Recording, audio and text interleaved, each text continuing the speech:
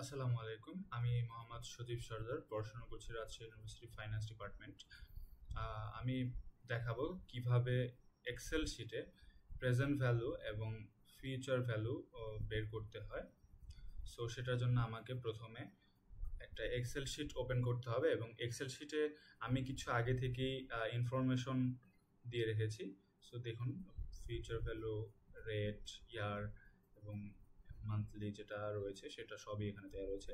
So আমাকে এখানে বের করতে হবে প্রেজেন্ট ভ্যালু এবং ফিউচার ভ্যালু। সো আমি দেখাচ্ছি যে কীভাবে প্রেজেন্ট ভ্যালু এবং ফিউচার ভ্যালু পিভি এবং এপি ক্যালকুলেশন করতে হয় ইন এক্সেল শিটে। সো আমাকে প্রেজেন্ট ভ্যালু বের করতে হলে আমাকে প্রথমে দিতে হবে ইজ ইকুয়াল টু পিভি, অর্থাৎ প্রেজেন্ট ভ্যালু। আমাকে পিভি দিয়ে ব্র্যাকেট দিতে হবে। সো দেখুন, ব্র্যাকেট দেওয়ার পর আমার এখানে রেট চলে এসেছে। সো রেটটা আমার দিতে হবে, রেটে টাইপ করতে হবে, দেন ক্লিক করলে B2, তারপর আমার এন পার অর্থাৎ ইয়ার যেটা, সো 4, তারপর আমার পিএমটি চাওয়া হচ্ছে। সো এইখানে পিএমটি অর্থাৎ আমার অ্যানুইটি যেহেতু নেই, আমার এখানে 0 দিতে হবে। সো কমা দেওয়ার পর আমার ফিউচার ভ্যালুটা চাওয়া হচ্ছে, যেটা আমরা ইয়ারলির জন্য করছি। সেখানে আমাদের এম এর কোনো প্রয়োজন নেই। সো আমাকে ফিউচার ভ্যালু দেবো, দেন আমি ব্র্যাকেট ক্লোজ করে দেবো। সো এন্টার দিলে এই তো আমার বের হয়ে গেছে প্রেজেন্ট ভ্যালু অফ ইয়ারলি বেসিসে যেটা। সো সেম টু সেম আমি ফিউচার ভ্যালু যদি বের করতে চাই ইয়ারলি বেসিসে, সো আমাকে দিতে হবে is equal to future value, then আমি ব্র্যাকেট দেবো। এক্সাম আমার এখানে রেট চাওয়া হয়েছে, রেট ইয়ার এন পার যেটা, সেটা দিতে হবে দেন আমার পিএমটি। সো আমার এখানে নেই, পিএমটি নেই। সো আমি যদি এখানে 0 দেবে, আর যদি আমি 0 টাইপ না করি, সো সেক্ষেত্রে আমার এখানে হচ্ছে গিয়ে অ্যান্সারটা সঠিক হবে না, বা এক্সেল শিটটা ফুলফিল ভাবে আমার এই ফিউচার ভ্যালুটা বের করতে পারবো না আমি। তো সেক্ষেত্রে আমি 0 দিয়ে নিয়েছি।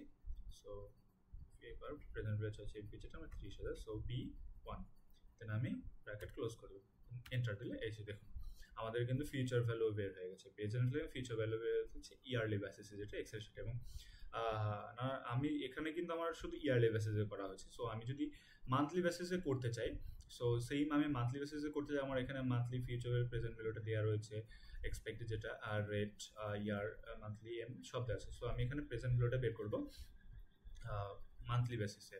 সো আমি সেম টু সেম আমাকে অ্যাপ্লাই করতে হবে formula is equal two present value PV, bracket আমি দিয়ে দিলে আমাকে রেট চাওয়া হয়েছে, রেট দিব। রেট যেহেতু আমি এটা মান্থলি বেসিসে করছি, সো সেক্ষেত্রে আমার মান্থলি বেসিসে করার জন্য আমাকে ভাগ করতে হবে মান্থলি যেটা এম আছে সেটাকে দিয়ে।